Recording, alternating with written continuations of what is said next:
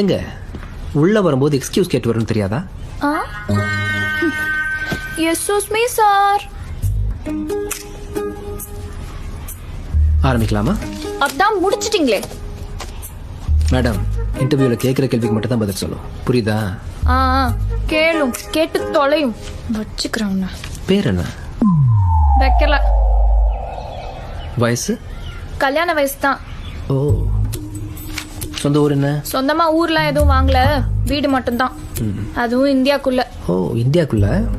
சரிதான். என்ன படிச்சிருக்கீங்க? 3 ஆப்பு. 3 ஆப்பு? எங்க படிச்சீங்க?